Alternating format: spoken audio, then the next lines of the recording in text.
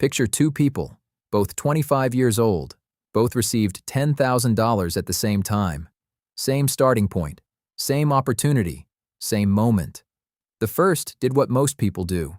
He put the money in the bank, a savings account, safe, calm, responsible. Every month he opened the app and saw his $10,000 sitting there. Sometimes a little more, from interest. He felt like a responsible adult doing everything right.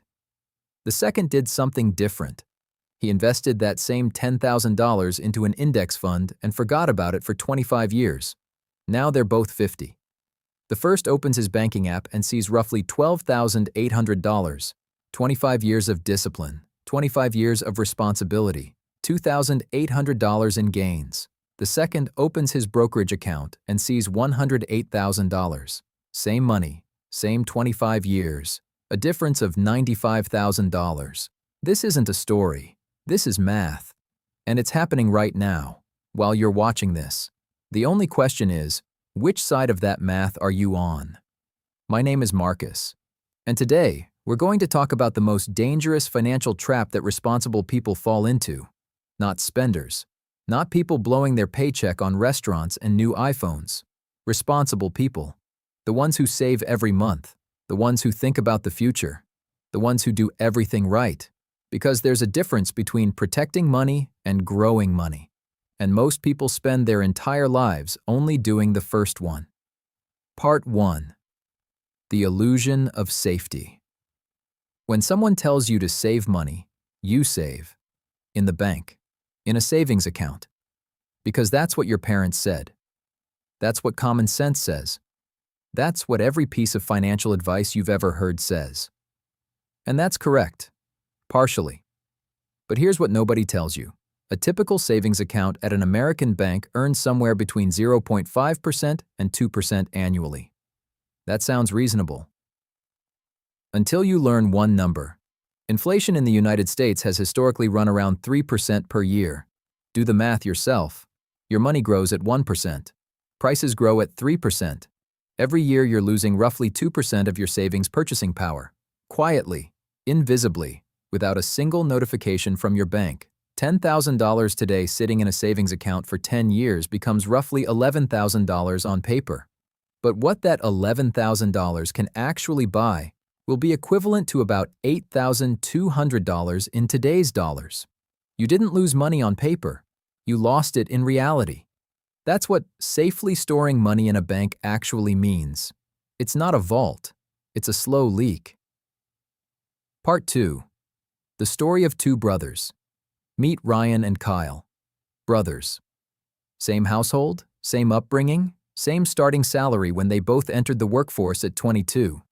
By age 25, both had $500 a month they could put away.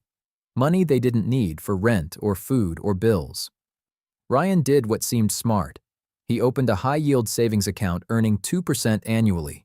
Every month, $500. Disciplined, consistent, zero risk. Kyle did what seemed scary. He opened a brokerage account, bought a simple index fund that tracks the S&P 500, and started putting in the same $500 every month. No stock analysis, no trading, no checking the market every morning. 30 years passed.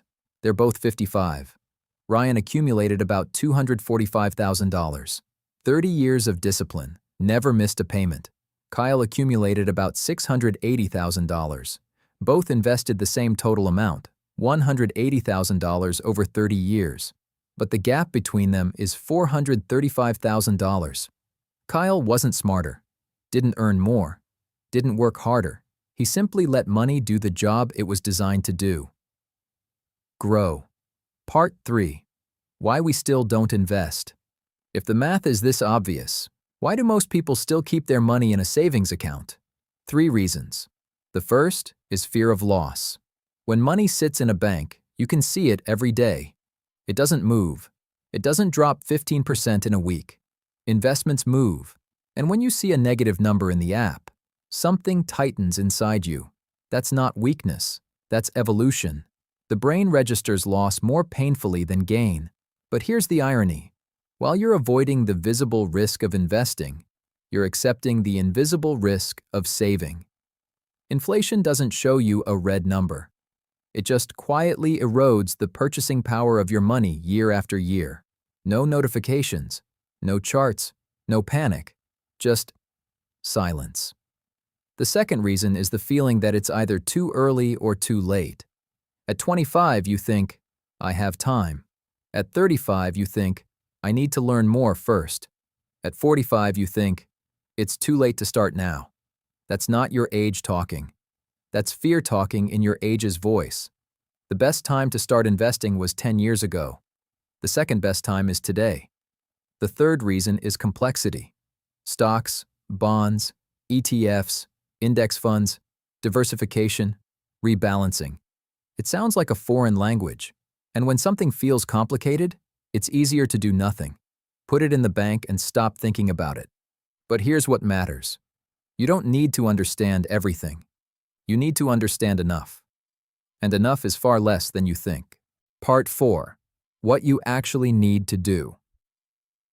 Step 1. Your savings account doesn't die.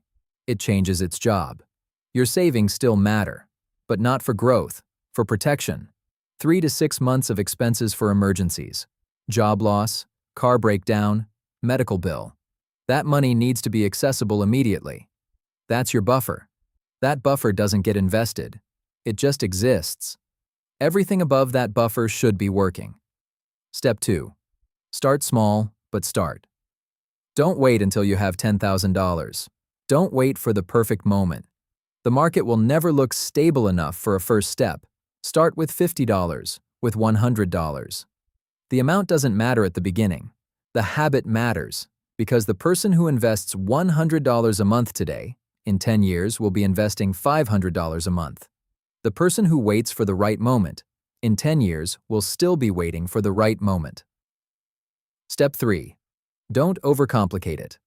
Most professional fund managers don't beat the market over the long run. That's not an opinion. That's a statistic. More than 90% of actively managed funds underperform the S&P 500 index over a 15-year period. A simple index fund. Regular contributions. Time. That's not a boring strategy. That's a strategy that works. Step 4. Stop checking the market every day. Investing is not a game. You don't need to monitor it every morning. Markets will drop. There will be bad weeks, bad months, sometimes bad years. That's normal. That's part of the process. Every market decline in history ended in a recovery. Every single one. The people who sold in panic locked in their losses. The people who held captured the gains. Part 5. Back to the beginning. Remember those two people from the start? The one with $12,800, the one with $108,000. Now add some detail to that story.